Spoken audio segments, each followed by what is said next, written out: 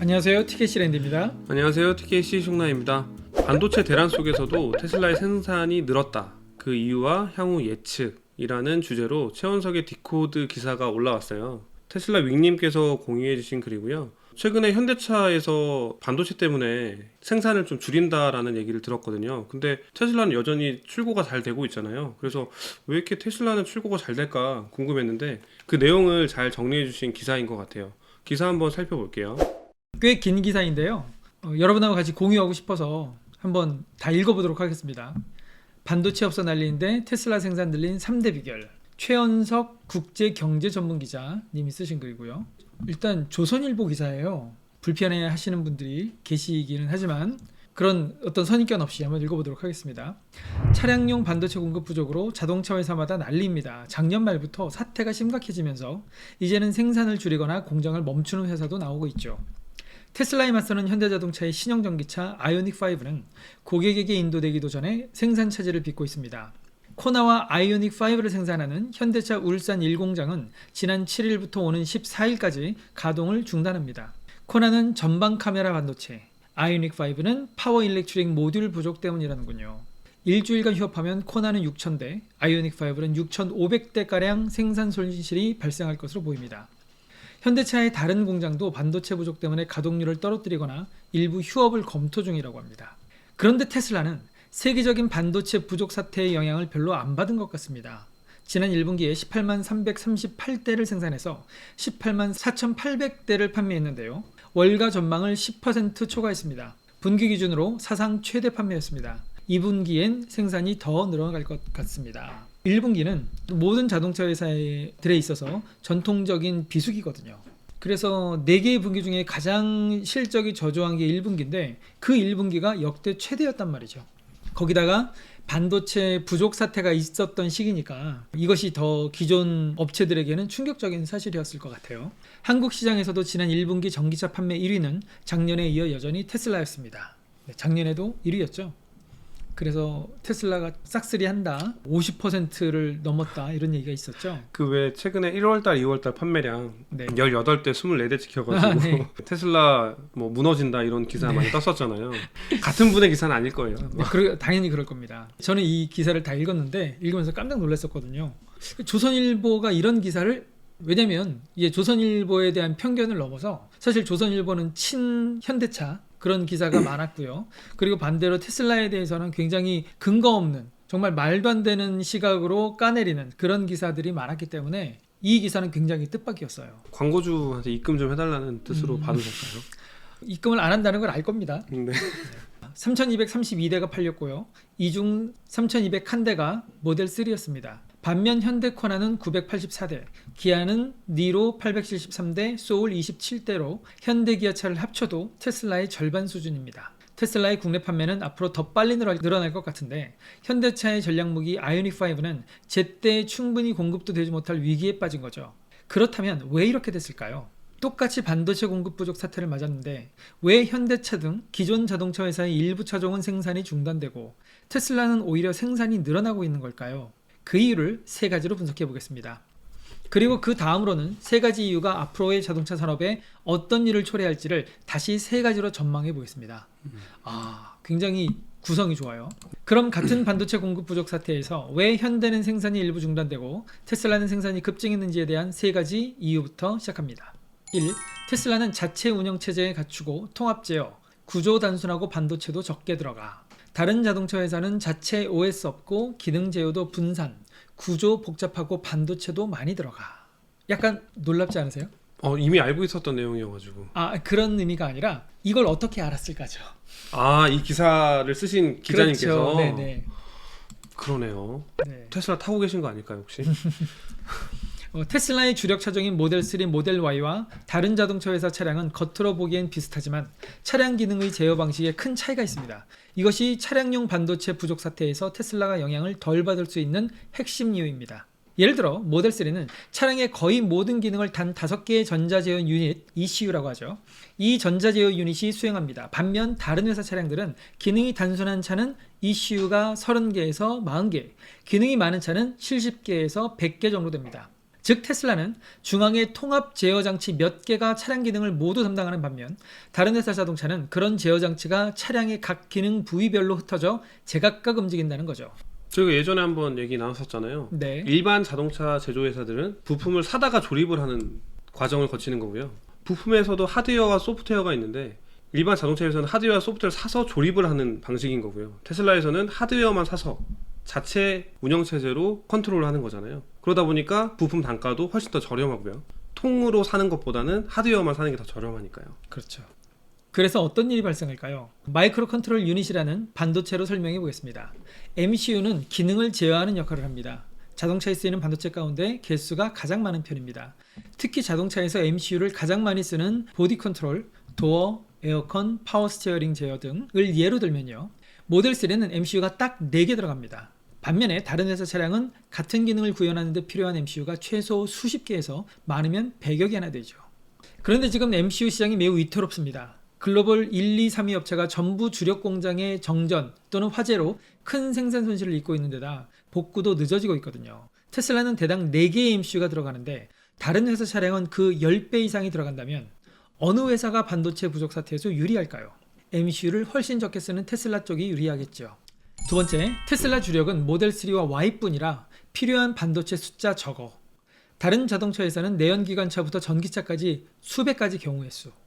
이게 정말 어마어마한 경쟁력의 차이를 불러오는 내용이죠.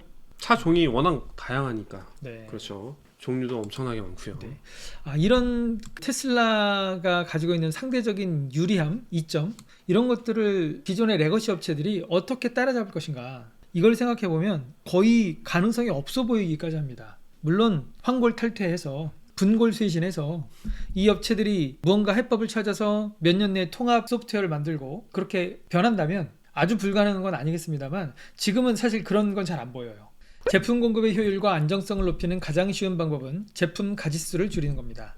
테슬라의 제품군은 모델 3, 모델 Y, 모델 X, 모델 S 등 4가지밖에 안 됩니다. 여기서 테슬라를 아주 많이 아시는 분은 아니에요. 우리는 어떻게 할까요?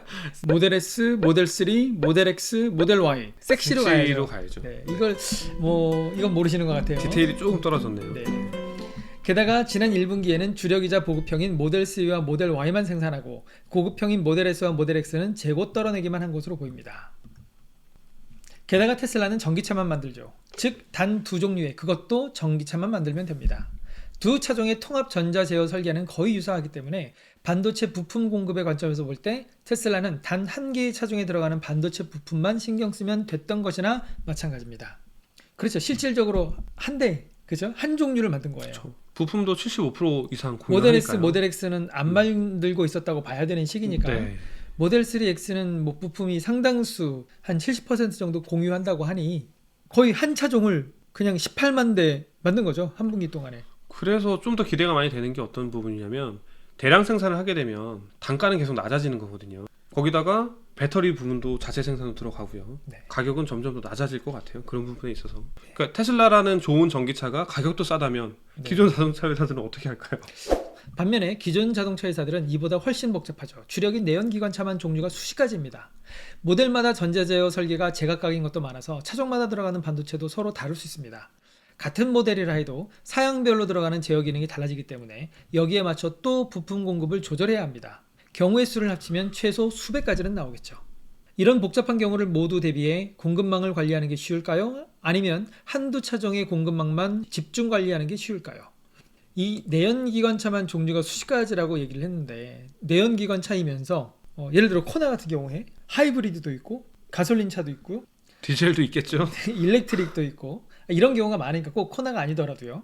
그렇게 다양하게 만든다는 건 그만큼 규모의 경제를 못 이룬다는 것이고 그만큼 복잡하다는 것이고 그만큼 재고 관리, 부품 공급 관리 각종 측면에서 불리하다는 얘기죠. 그러니까 생각해보면 테슬라가 등장하기 전까지 자동차 회사들이 이렇게 비효율적으로 생산을 하고 있었나라는 생각이 들어요. 기사를 보면서 좀 급격하게 와닿네요. 네, 그 네. 부분이.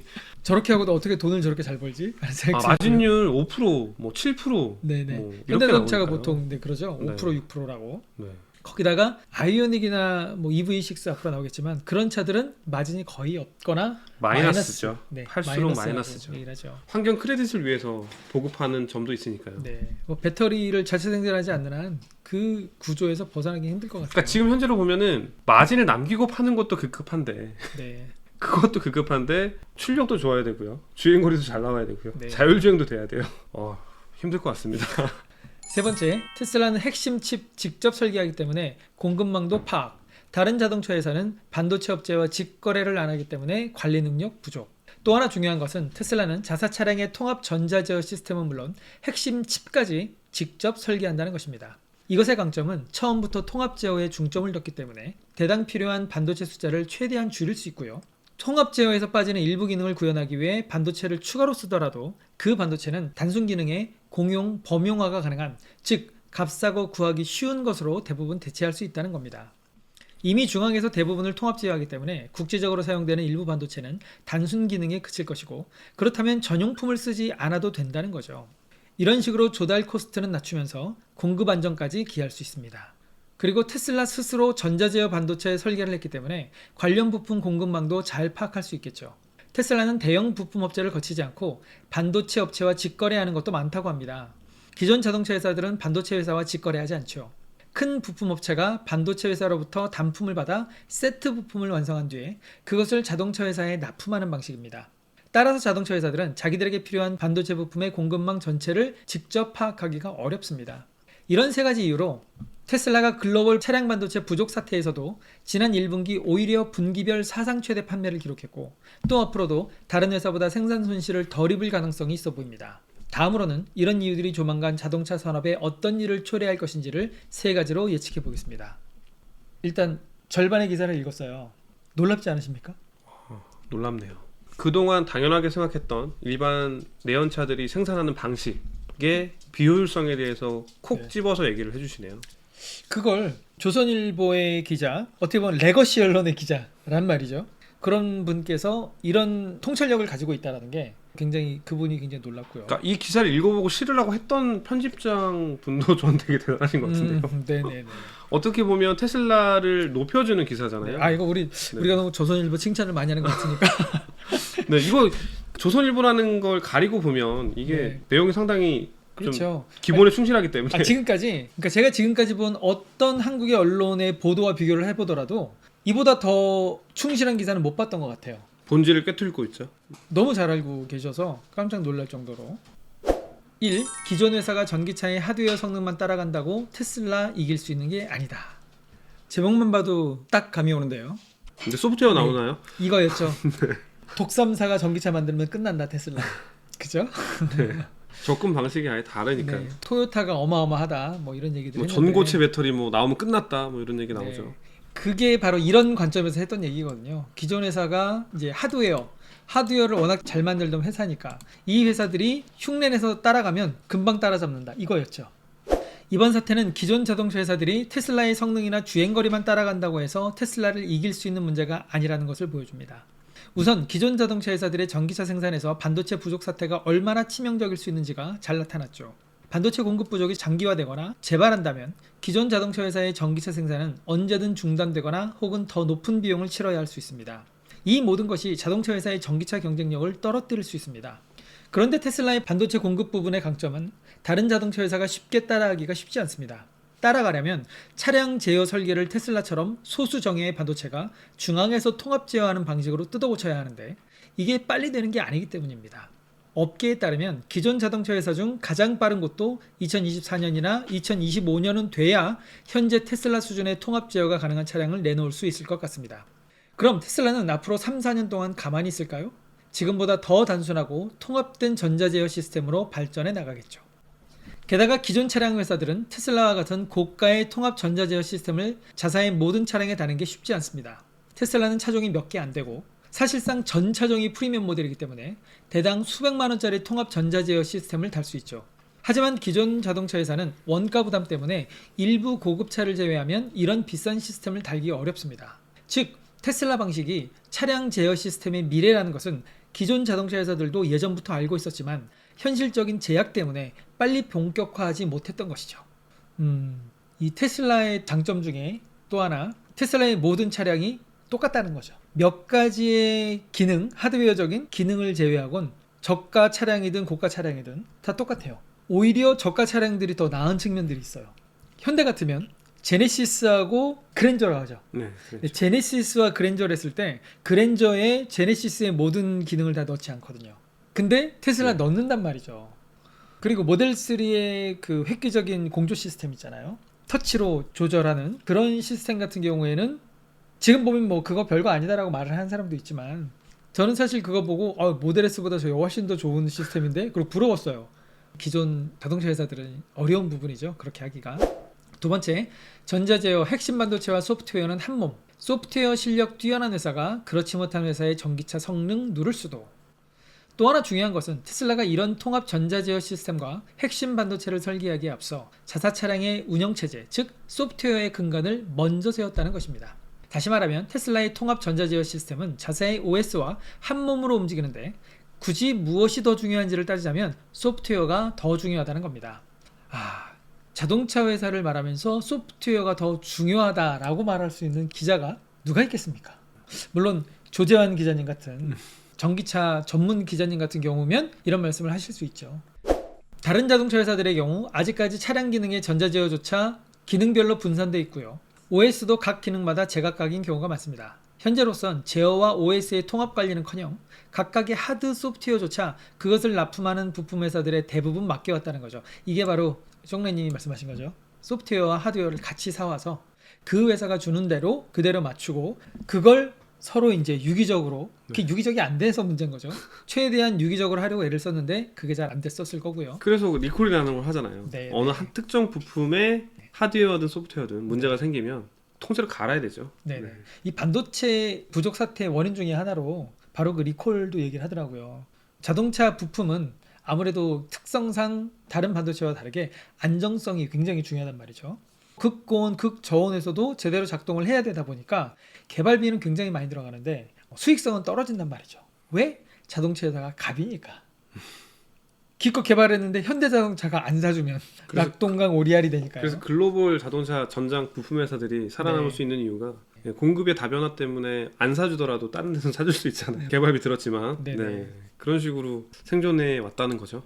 반면에 테슬라는 이미 자신들이 소프트웨어, 하드웨어가 통합된 고유의 전자제어 플랫폼을 완비했기 때문에 앞으로도 이 기술의 효율을 높이고 비용을 낮추는 것을 더 빨리, 더 쉽게 할 수 있습니다. 왜냐하면 핵심 기술을 자신들이 훤히 꿰고 있으니까요. 또 소프트웨어를 장악한 회사가 하드웨어 성능도 더 쉽게 높일 수 있는 쪽으로 자동차 개발 환경이 바뀌고 있는 중인데요. 하드웨어 향상의 상당 부분을 소프트웨어 업데이트만으로 해결할 수 있게 된다는 점이죠. 이 부분 테슬라를 아시는 거예요. 그렇죠? 반대로 소프트웨어를 장악하지 못한 자동차 회사는 이런 것을 뜻대로 못할 수 있고요. 이는 고스란히 제품 경쟁력 하락으로 연결될 수 있습니다. 이게 무슨 의미인지를 예를 들어 설명해 볼게요. 테슬라의 최신 차량인 모델 Y에는 기존보다 향상된 열 관리 시스템이 들어가 있습니다. 열 관리 시스템의 성능이 좋아지면 배터리 용량을 늘리지 않고도 더 먼 거리 주행이 가능해집니다. 배터리는 너무 추울 때는 히팅을 해줘야 하고 너무 더울 때나 배터리 사용으로 온도가 올라갈 때는 따로 쿨링을 해줘야 합니다. 또 전기차는 에어컨뿐 아니라 히터도 전기를 써야 하죠. 내연기관차는 대개 엔진열을 이용하기 때문에 히터를 틀 때 전기를 따로 쓰지 않습니다. 이런 모든 열관리 효율을 조금이라도 높이면 그만큼 배터리의 전기를 덜 써도 되고 그게 전부 주행거리 향상으로 이어질 겁니다. 그런데 모델 Y의 열관리 시스템은 통합 전자제어와 연동되어 있어서 무선 업데이트를 통해 성능을 개선할 수 있도록 설계되어 있습니다. 이게 무슨 말인가 하면 배터리를 추가하지 않더라도 향후 열관리 시스템의 소프트웨어가 더 향상되면 소프트웨어 업데이트만으로도 주행거리 향상을 기대할 수 있다는 겁니다. 중국에서 있었죠. 네, 이게 실제로 있었던 일인데 LFP 배터리 사용하면서 네. 주행거리 줄어들었을 때 네. 겨울철에 반대로 어떤 다른 자동차 회사가 처음에는 테슬라 전기차와 비슷한 주행거리의 전기차를 판매했더라도 소프트웨어 업데이트를 통한 열관리 시스템 향상을 할 수 없다면 판매 이후에 테슬라와의 주행거리 격차가 벌어지는 결과를 낳을 수도 있겠죠. 위의 설명이 어렵다면 그냥 스마트폰으로 치환해 생각해 보셔도 좋습니다. 비슷한 하드웨어 성능을 가졌더라도 OS, 즉 소프트웨어가 다르면 성능이 달라질 수 있고 특히 사용자 경험의 만족도에서 차이가 날 수 있겠죠. 같은 OS를 쓰더라도 소프트웨어적으로 디바이스와의 최적화를 더 잘한 스마트폰이 만족도가 더 높을 것입니다. 또 같은 용량의 배터리를 탑재한 스마트폰이라도 소프트웨어로 배터리를 어떻게 관리하느냐에 따라 배터리 지속 시간에서 상당한 차이를 보일 수도 있지요. 전기차도 앞으로는 소프트웨어와 하드웨어의 통합 능력, 특히 소프트웨어 능력이 제품의 전체 만족도를 더 좌우하게 될 것이라는 얘기입니다. 근데 이거 보면서 느꼈던 점이 뭐냐면요. 저는 애플이 생각났거든요. 애플은 아이폰 프로가 있고요. 그냥 아이폰이 있어요. 네. 재밌지 않아요? 모델 S와 X라는 프리미엄 라인이 있고요. 보급형에 3와 Y가 있어요. 아이폰은 아이폰 프로와 프로 맥스가 있죠. 네. 그리고 상당히 종류를 단순화시켜서 효율을 높였어요.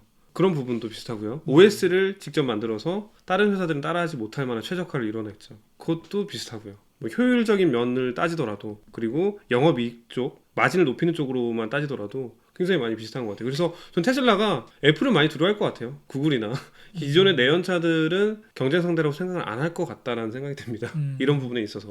테슬라는 열관리 시스템 이외의 다른 분야에서도 계속해서 소프트웨어로 하드웨어 성능을 향상시키려 하겠죠. 반면 다른 자동차 회사는 아직 이런 기술을 구사할 여건이 안 됩니다. 통합 전자제어와 OS 양쪽 모두를 완비해야만 가능한데 기존 회사들은 아직 어느 한쪽도 충분히 갖추지 못했기 때문이죠. 테슬라가 차량의 통합 제어와 관련해 소프트웨어부터 하드웨어까지 전부 내재화하는 이유가 여기에 있는 겁니다. 즉 스스로 모든 기술을 통제함으로써 가장 높은 경쟁력을 내겠다는 것인데요. 결국 소프트웨어로 자동차의 모든 것을 제어하는 소프트웨어가 경쟁력의 핵심인 쪽으로 계속 나아가고 있는 겁니다. 세 번째, 전자제어와 반도체 소프트웨어 통합 설계가 늦어지면 중국 전기차에도 밀릴 수 있어. 현재 폭스바겐 도요타도 도요타라고 표기를 하나요? 토요타라고 표기하지 않나요? 토요타. 아버지 세대에서 도요다, 그렇죠? 네. 도요다 이렇게 하셨는데 요즘은 토요타라고 젊은 세대는 읽는 걸로 알고 있어요. 현재 폭스바겐 토요타도 자체 OS를 개발하고 테슬라처럼 소수정예의 고성능 반도체가 중앙에서 차량의 전 기능을 통합 제어하는 식으로 시스템을 바꾸고 있습니다. 완벽하진 않지만 어느 정도의 통합 제어가 가능한 차량은 1, 2년 뒤부터 현재 테슬라 수준의 차량은 3, 4년 뒤쯤 나올 것으로 보입니다. 하지만 차량 기능의 전자 제어와 관련된 소프트 하드웨어를 모두 자체 개발한 테슬라와 달리 기존 자동차 회사들은 다른 어려움도 많습니다. 기존에 이미 많은 차종들이 있기 때문에 테슬라처럼 백지 상태에서 시작하는 것보다 중간에 뜯어 고치는 게 더 어렵고요. 테슬라는 반도체 공급망을 처음부터 자신들에게 맞게 구축할 수 있었지만 자동차 회사들은 오래전부터 수많은 전자제어 유닛을 각각의 부품업체들로부터 납품받아왔죠. 이를 테슬라처럼 자동차 회사가 전격적으로 주도해 개발하게 되면 완성차 부품업체 관계의 근간이 흔들리게 될 겁니다. 테슬라처럼 전자제어의 OS, 하드웨어를 장악한 자 중심으로 업계의 질서와 공급망이 재편되겠죠. 그 과정에서 부품업체와 자동차 업체 간의 충돌과 복잡한 상황이 발생할 수도 있습니다. 또 크고 작은 반도체 업체, 보쉬, 컨티넨탈 같은 메가 서플라이어, 그리고 완성차 업체 등이 생각하는 미래가 저마다 다를 수 있을 겁니다. 현대자동차도 비슷한 준비에 나선 상황입니다. 하지만 테슬라처럼 차량 제어와 하드 소프트웨어 통합 기술을 자체적으로 모두 개발하는 건 쉽지 않아 보이고요. 외부와의 협업을 통해 해결해 나갈 텐데 문제는 그 수준이 어느 정도일지가 되겠죠. 눈에 안 보이는 통합 전자제어와 OS 부분의 혁신이 있어야만 현대 전기차의 진정한 경쟁력이 갖춰지게 될 것이라고 봅니다. 소프트웨어를 통해 하드웨어 성능까지 계속 업그레이드되는 전기차에 맞서 그게 안 되는 전기차로만 승부한다면 다른 부분의 성능이 아무리 뛰어나도 경쟁이 쉽지 않을 수 있습니다. 이게 잘 안 된다면 테슬라에만 밀리는 게 아니라 잘못하면 중국에도 밀릴 가능성이 있습니다. 대륙의 테슬라라 불리는 전기차 스타트업 샤오펑을 비롯해 중국 전기차 회사 혹은 기존의 중국 자동차 회사들도 향후 경쟁력 핵심이 통합 전자제어와 OS, 즉 하드 소프트웨어의 통합 경쟁력이 될 것이라는 것을 잘 알고 있고 이미 이 방향으로 많은 준비를 하고 있거든요. 엔비디아의 차세대 AI 칩을 샤오펑이 제일 먼저 탑재하기로 하는 등 반도체 회사와의 협력 관계에서도 앞서 나가는 측면이 있습니다. 또 중국의 구글, 바이두와 중국의 GM 지리자동차가 합작해 전기차를 만들 예정이죠. 지리는 이미 자회사 볼보와 함께 테슬라와 유사한 통합 전자제어 시스템을 발전시켜 나가고 있습니다. 거기에 바이두의 AI 소프트웨어 기술력까지 합쳐지면 조만간 전기차에서 하드 소프트웨어 통합 경쟁력을 갖추게 될 가능성이 있습니다. 테슬라에서도 말씀드렸듯 차량의 통합 전자제어 시스템을 설계하기에 앞서 그 근간인 소프트웨어, 즉 OS의 설계를 제대로 하는 게 중요한데요. 소프트웨어 설계와 핵심 반도체의 설계 능력은 이미 중국이 한국보다 뛰어날지도 모릅니다. 자율주행차뿐 아니라 전기차의 하드웨어 경쟁력조차도 결국엔 소프트웨어가 규정하게 될 겁니다. 테슬라만 위협인 게 아닌 거죠. 소프트웨어 실력으로 무장한 중국 전기차에 한국이 앞으로 어떻게 대처할 것인지도 깊이 생각해 봐야 할 것 같습니다. 네, 긴 기사를 다 읽었는데요. 가장 중요한 건 소프트웨어인 것 같아요. 물론 칩을 최소화하고 통합하고 통합 제어 시스템, 물론 통합 제어 시스템이 가장 중요하긴 하겠습니다만 오히려 가장 따라하기 힘든 건 소프트웨어가 아닐까. 전 그렇게 생각을 해요. 둘 다 돼야겠죠. 소프트웨어나 통합 제어나. 네, 둘 우리 소프트웨어의 역사를 쭉 돌이켜 보면 우리가 뭐 소프트웨어 전문가는 아니지만 업계 1위의 소프트웨어를 따라잡은 사례가 있나요? 없죠. 지금도 현재 OS의 경우에는 윈도우, 그다음 맥 두 양강 체제로 계속 진행 중인 거잖아요. 네, 시장의 특징적인 측면에 기대어서 성장한 예를 들어 아래 한글 같은 그런 소프트웨어가 상대적인 로컬의 이점을 이용해서 우위에 섰던 적은 있지만 유니버설한 그런 소프트웨어가 뒤집어진 적은 없었던 것 같아요. 그런 점에서 테슬라의 소프트웨어를 이기는 건 하드웨어 기술까지 기반이 된 그 소프트웨어를 이긴다라는 건 정말 너무너무 힘든 얘기가 될 것 같습니다. 반도체 대란 속에서도 테슬라는 생산이 늘었다. 그 이유와 향후 예측에 대한 기사 한번 살펴봤고요. 정보 공유해주신 테슬라 윙스님 감사합니다. 감사합니다.